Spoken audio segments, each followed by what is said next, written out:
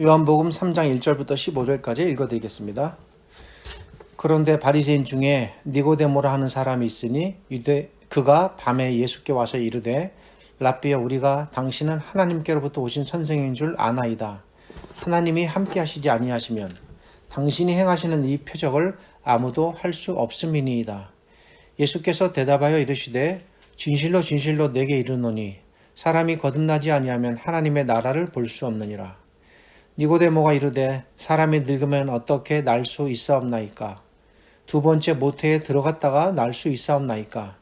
예수께서 대답하시되 진실로 진실로 내게 이르노니 사람이 물과 성령으로 나지 아니하면 하나님의 나라에 들어갈 수 없느니라. 육으로 난 것은 육이요 영으로 난 것은 영이니 내가 네게 거듭나야 하겠다 하는 말을 놀랍게 여기지 말라. 바람이 임의로 불매 내가 그 소리는 들어도 어디서 와서 어디로 가는지 알지 못하나니 성령으로 난 사람도 다 그러하니라. 니고데모가 대답하여 이르되 어찌 그러한 일이 있을 수 있나이까? 예수께서 그에게 대답하여 이르시되 너는 이스라엘의 선생으로서 이러한 것들을 알지 못하느냐? 진실로 진실로 내게 이르노니 우리는 아는 것을 말하고 본 것을 증거하노라. 그러나 너희가 우리의 증언을 받지 아니하는도다. 내가 이 땅의 일을 말하여도 너희가 믿지 아니하거든. 하물며 하늘의 일을 말하면 어떻게 믿겠느냐? 하늘에서 내려온 자 곧 인자 외에는 하늘에 올라간 자가 없느니라. 모세가 광야에서 뱀을 든 것 같이 인자도 들려야 하리니 이는 그를 믿는 자마다 영생을 얻게 하려 하심이니라. 지난 주일에는 1절부터 3절을 중심으로 설교했습니다. 이어서 오늘은 4절부터 15절을 중심으로 계속 이어서 설교하려고 합니다. 지난주의 내용을 잠깐 정리하면 이렇습니다. 니고데모는 바리새인으로서 율법학자이며 서기관입니다. 그는 율법을 전문적으로 가르치는 율법 선생입니다. 그는 다른 바리새인들과 같이 사람이 하나님 나라에 들어가려면 열심히 율법을 행해야 한다고 배웠고 그렇게 살아왔고 또 그렇게 가르쳤습니다. 그의 삶은 한마디로 율법 없이는 존재할 수 없었습니다. 그는 나면서부터 오직 율법으로 무장된 니고데모입니다. 그러나 그는 감히 겉으로 내놓을 수 없는 큰 고민이 있었습니다. 이것은 동료 바리새인들에게도 말하기 어려운 사실입니다. 만일 그가 자신의 고민을 동료 바리새인들에게 말하면 어쩌면 그는 이단아로 취급받을 수 있습니다. 뿐만 아니라 정신 이상자나 바보 취급을 받아 사회적으로 매장당할 수도 있습니다. 만약 극단적인 상황까지 간다면 자신이 지금까지 누려왔던 모든 지위와 명예와 부를 다 잃을 수도 있습니다. 당시 이런 상황은 예수님께서도 유대인이셨지만 결국 율법 문제로 바리새인들과 반복적으로 부딪히셔서 이것이 원인이 되어 죽음까지 당하게 되셨다는 사실을 통해 알 수 있습니다. 니고데모는 바리새인이었기에 자신의 고민이 그만큼 더 클 수밖에 없었던 것입니다. 그토록 열심히 율법을 배웠고 율법을 지켰으며 그리고 율법을 가르쳐 왔는데 과연 정말 율법을 열심히 지키면 하나님 나라에 들어갈 수 있을까? 그는 고뇌했습니다. 하나님 나라에 들어가는 일이 과연 율법을 잘 지키는 일로 가능할까? 만약 율법을 잘 지키지 못한다면 어떻게 되는 것일까? 나는 과연 하나님 나라에 들어갈 수 있을까? 니고데모는 이런 질문들을 마음에서 떨쳐버릴 수가 없었던 것입니다. 그러던 중 어느 날 그는 예수라는 한 청년에 대한 소문을 듣기 시작했습니다. 또 그 청년이 행한 수많은 표적과 가르침을 전해 들었습니다. 그는 어쩌면 가까운 거리에서 그분이 행하시는 표적을 몰래 지켜봤을 수도 있습니다. 그는 신중한 사람입니다. 예수님을 살펴보고 관찰한 끝에 적어도 이분이라면 자신이 고민하는 부분에 대해 답을 내려주실 수 있을 것이다 라고 생각했습니다. 그래서 비록 자신이 율법 선생이고 바리새인이지만 자기의 모든 사회적 지위와 체면을 내려놓고 예수님께 답을 듣기 위해 찾아왔던 것입니다. 니고데모가 예수님을 찾아와 랍비여, 당신은 하나님께로부터 오신 선생입니다 라고 인사말을 전합니다. 그러나 예수님께서는 그가 인사하려고 찾아온 곳이 아님을 아셨습니다. 이미 성경이 전하듯이 예수님께서는 그의 마음을 꿰뚫어 보셨습니다. 예수님께서는 그가 정말로 듣고 싶어하는 답이 무엇인지 이미 알고 계셨습니다. 이에 예수님께서 그가 듣고 싶어하는 대답, 뭡니까? 사람이 구원을 얻으려면 어떻게 해야 하는가? 이에 대한 답을 바로 내려주십니다. 사람은 이미 이 땅에 죄인으로 태어났기에 그 죄라는 속성으로 인해 율법을 다 지킬 수도 없지만, 지난주에 말씀드렸듯 설령 율법을 다 지킨다 해도 이미 태어난 상태가 죄인이기 때문에 그 죄의 상태로 인하여 하나님 나라에 들어갈 수가 없습니다. 그러니까 본래적으로 들어갈 수 없는 존재입니다. 하나님 나라, 즉 천국에 들어가는 길은 오직 한 가지뿐입니다. 그것은 사람이 처음부터 다시 시작해야 됩니다. 죄가 전혀 없는 상태로 바뀌는 것입니다. 예수님께서 3절에서 사람이 다시 태어나지 아니하면 하나님 나라를 볼 수 없다. 약간은 애들로 말씀하신 것 같기도 하고 듣기에 따라 어려운 말일 수도 있지만 일단 예수님께서 근본적인 말씀을 하시는 겁니다. 예수님께서 니고데모에게 사람은 이미 죄를 지니고 죄인으로 세상에 태어났으니 하나님 나라에 들어가려면 내가 생각하는 것처럼 율법을 열심히 지켜서 들어가는 것이 아니다. 사람은 죄가 없는 상태로 근본적으로 처음부터 바뀌어야 한다. 이 말씀입니다. 이렇게 근본적으로 바뀌는 과정을 예수님께서 비유적으로 표현하셔서 다시 태어나다라고 표현하신 겁니다. 그런데 니고데모가 예수님의 이 비유를 잘 이해 못했습니다. 사람이 한번 이 땅에 태어난 이상 어떻게 다시 태어날 수 있을까? 생물학적으로 가능한 일일까? 어머니의 몸을 통해 세상 밖으로 다시 태어나야 하는가? 예수님의 말씀을 문자적으로 이해하면 이런 고민이 생깁니다. 니고데모가 이 고민에 부딪혔습니다. 다시 태어나야 한다는 예수님의 말씀을 듣고 4절을 보면 그의 이런 고민이 묻어납니다. 사람이 늙으면 어떻게 날 수 있삼나이까? 두 번째 모태에 들어갔다가 다시 태어나야 합니까? 그러나 예수님께서 다시 태어나야 한다고 말씀하신 것은 육신의 몸으로, 우리 너무 잘 압니다. 육신의 몸으로 다시 태어나야 한다는 말은 아닙니다. 이미 육신으로 태어난 사람은 또다시 육신으로 태어날 수 없습니다. 예수님께서 다시 태어나야 한다고 말씀하신 것은 죄가 전혀 없는 완전히 새로운 존재로 바뀌어야 한다는 말씀의 비유적인 표현입니다.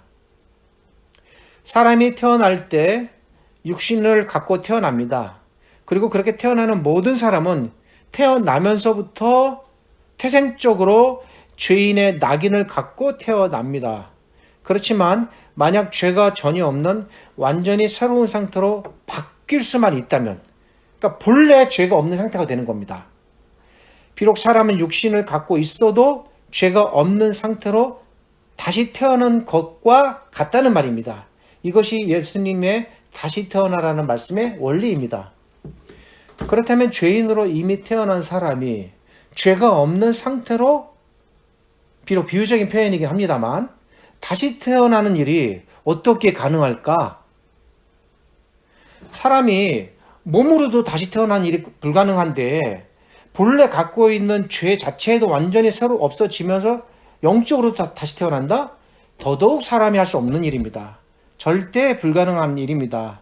왜냐하면 사람은 나면서부터 근본적으로 모든 사람 각자가 다 죄인이기 때문에 죄인인 스스로가 자기 자신을 바꿀 수가 없는 것입니다. 그러니까 이 일은 하나님만 하실 수 있는 거예요. 하나님께서 사람을 이렇게 다시 태어나도록 근본적으로 바꾸어 놓도록 처음에 아담과 하와를 지을 때는 하나님이 지으셨습니다. 육신으로는. 그러나 그 지어놓은 사람이 죄로 인하여 오염됐을 때 그 오염된 상태를 제거하시고 그로 하여금 하나님 앞에서 본질적으로 그 영적으로 완전히 새롭게 다시 태어나게 하시는 일을 하시는데 그 일을 위하여 보냄을 받으신 하나님이 누구시냐면 성령 하나님이십니다. 이제 그 성령 하나님에 대하여 예수님께서 소개하기 시작하시는 거예요. 눈에 보이는 사람을 처음에 하나님께서 지으셨다면, 또 우리 각자도 이 땅에 태어나도록 하나님께서 우리를 그렇게 보내셨다면, 그 태어난 죄인된 사람을, 눈에 보이는 이 사람을 완전히 바꾸는 일을 성령 하나님께서 새롭게 하시는 겁니다. 그러니까 창조라는 개념에서 봤을 때 한번 창조하신 이 땅의 사람을 다시 새롭게 창조해 내시는 거예요. 육신으로 태어난 것은 육신 그대로 머물러 있지만 성령 하나님께서는 그의 영을 새롭게 태어나게 하심으로써 사람이 본래부터 갖고 있던 죄의 상태를 완전히 제거하시고 전혀 새로운 인격체인, 죄가 없는 새로운 존재로 뭡니까? 다시 만들어내는 거예요. 그래서 학자들은 이것을 새 창조라고 합니다. 새 창조, 재창조해 되시는 거예요. 이 새 창조가 사실 우리는 얼핏 들어서 이것을 당연하게 받아들이고 쉽게 귀로 듣고 흘러내릴 수 있겠지만 이게 어마어마한 일입니다. 사실은 이 새로운 완전한 창조가 성령 하나님께서 각 사람의 안에서 일으키시는 하나님의 놀라운 창조 행위시에요. 바로 이러한 이유 때문에 이게 새 창조인지 성경을 통해서 찾아보겠습니다. 바로 이러한 이유 때문에 성경은 이렇게 말합니다.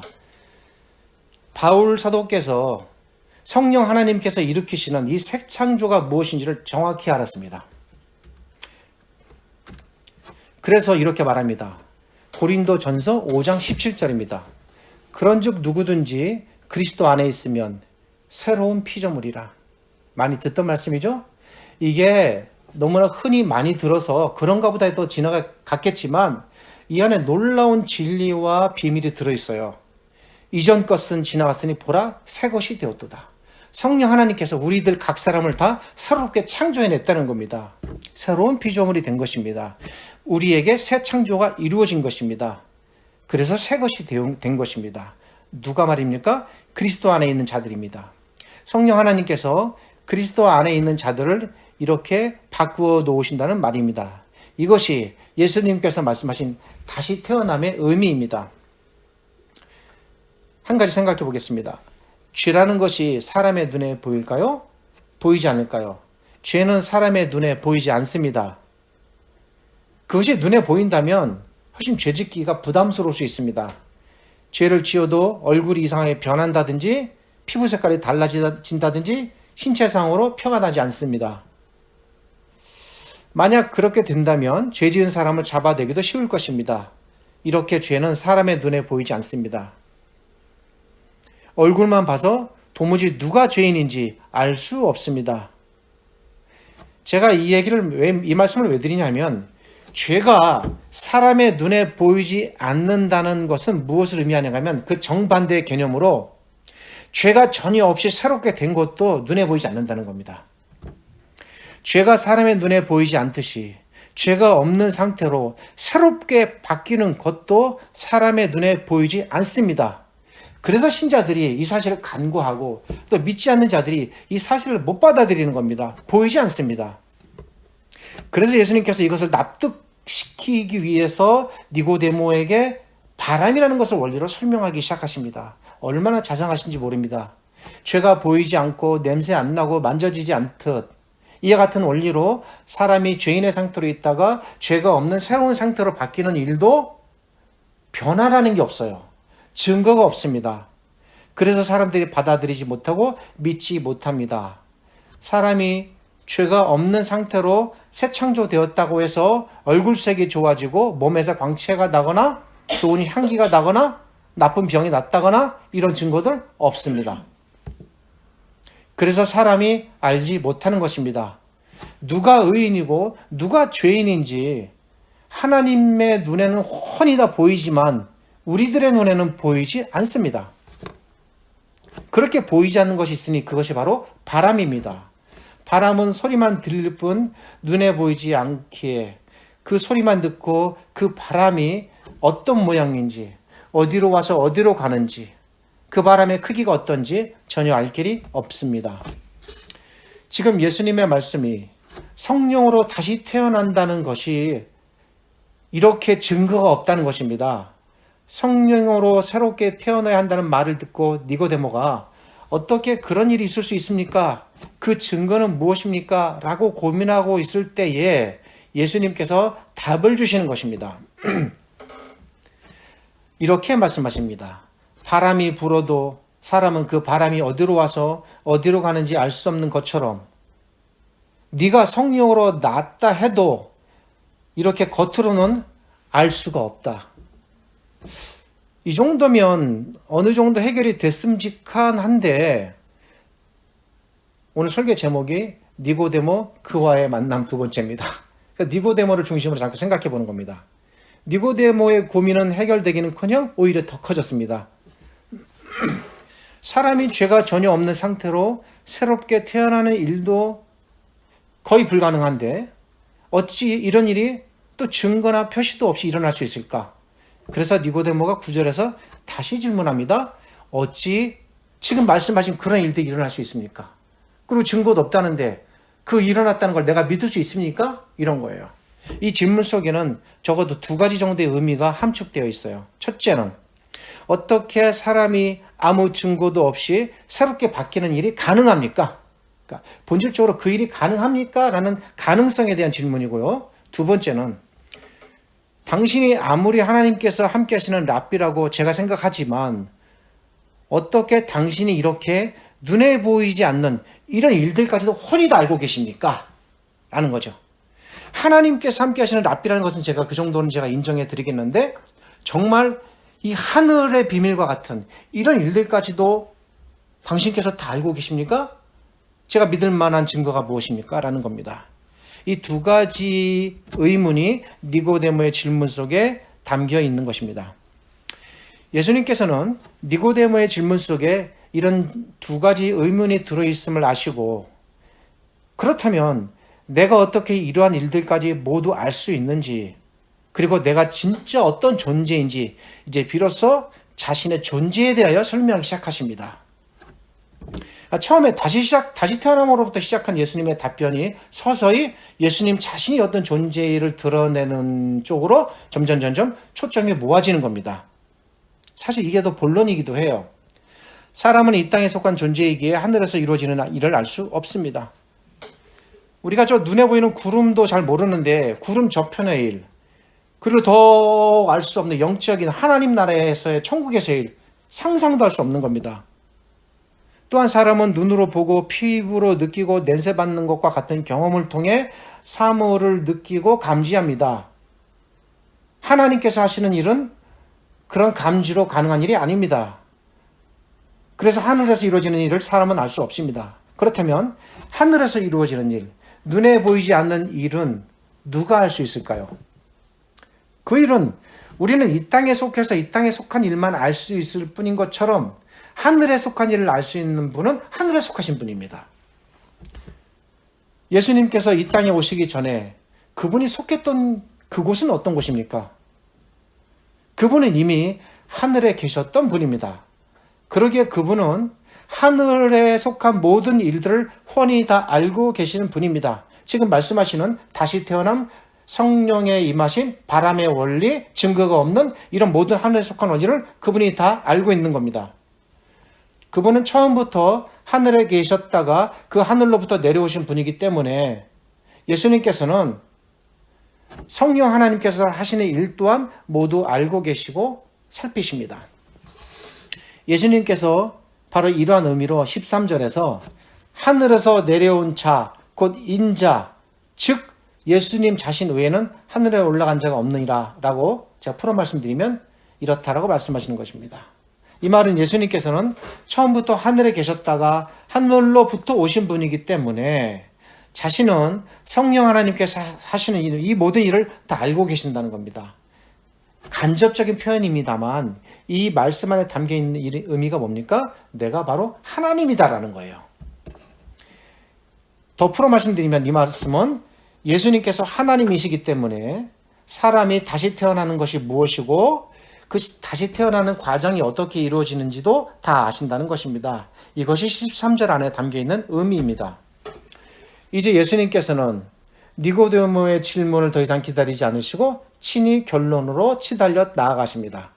그것은 사람은 성령 하나님에 의해서만 눈에 보이지 않게 새롭게 창조될 수 있는데, 그렇다면 당연히 질문이 들겠죠. 어떻게 성령 하나님에 의해서 이 새 창조가 이루어지는가? 내가 뭘 어떻게 해야 되는가? 이런 질문을 들지 않겠습니까? 좀 가만히 있으면 누구는 성령 하나님에 의해 새 창조되고 누구는 안 되고 막 그러는 겁니까? 그거 아닐 수도 있잖아요. 그러니까 니고데모의 마음속에 그럼 내가 뭘 어떻게 해야 되지? 생각이 들 수 있습니다. 이에 대하여 예수님께서 말씀하기 시작하십니다. 그것을 설명하시기 위하여 구약부터 말씀하십니다. 이미 구약 시대부터 하나님께서는 그 길을 이미 열어 놓으셨습니다.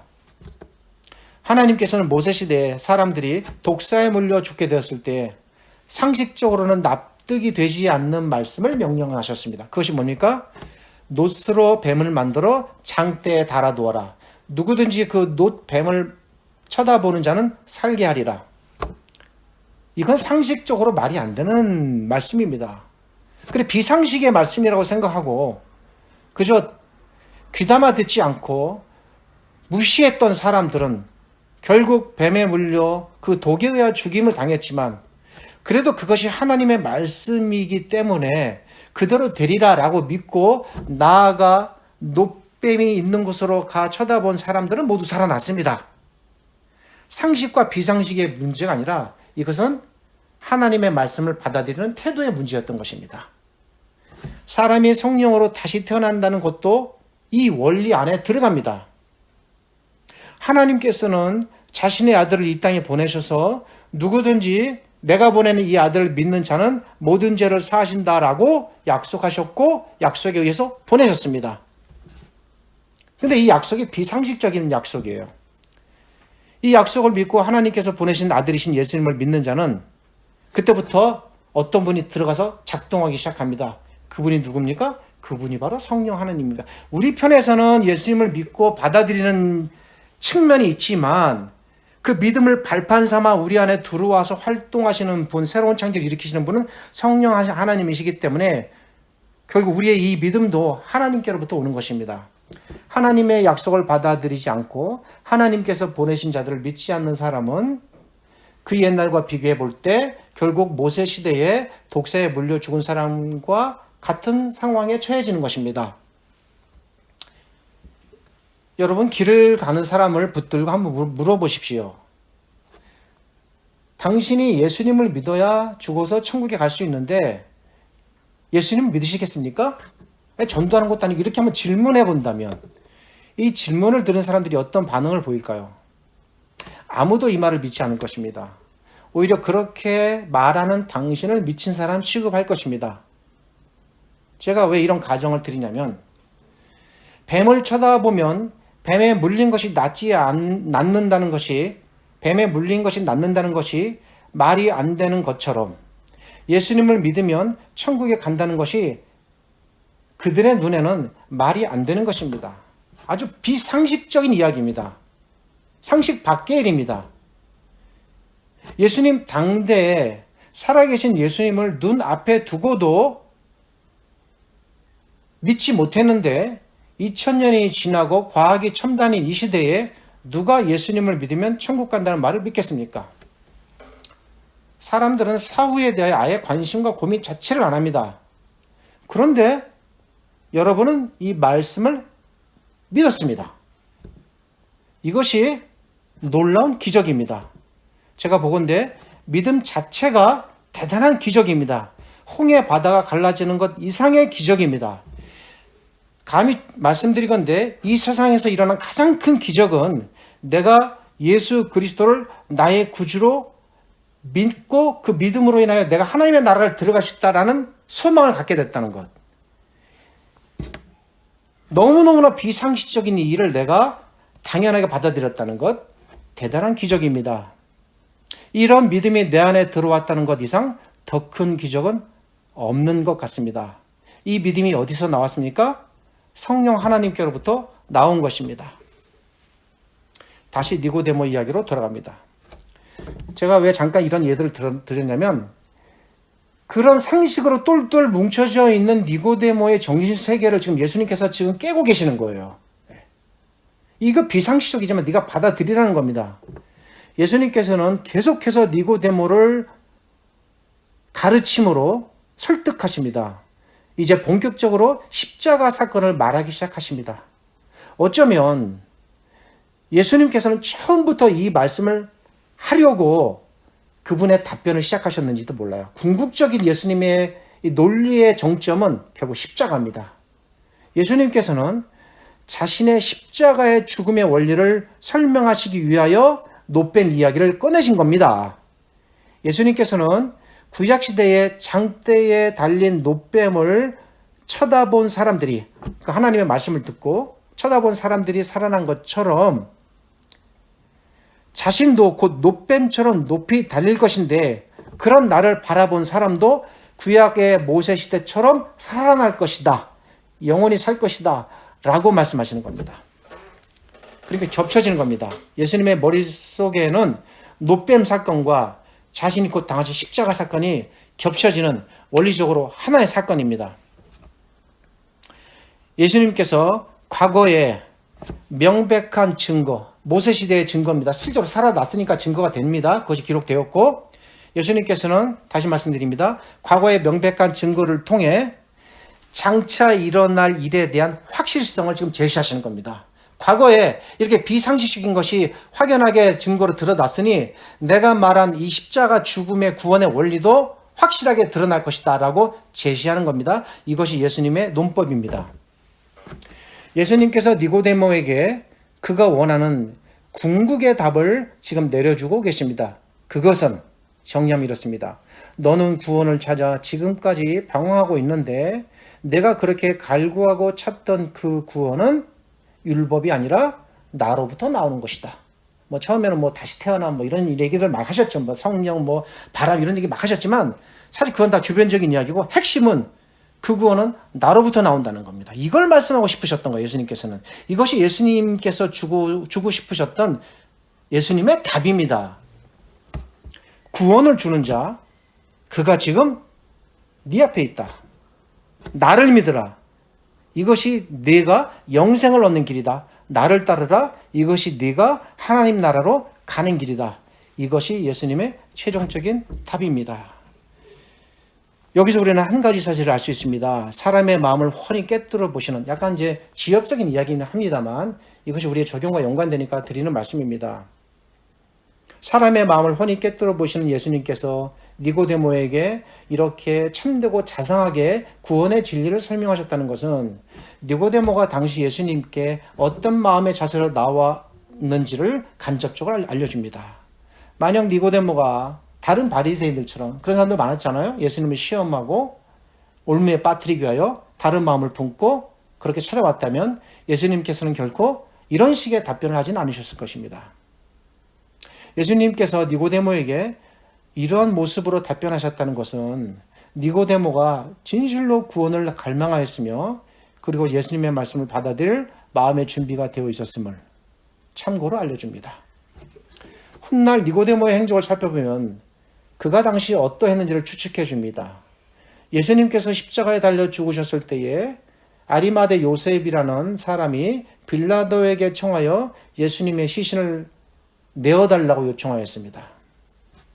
상당히 어려운 부탁인데 그거 했고 그것이 이루어졌습니다.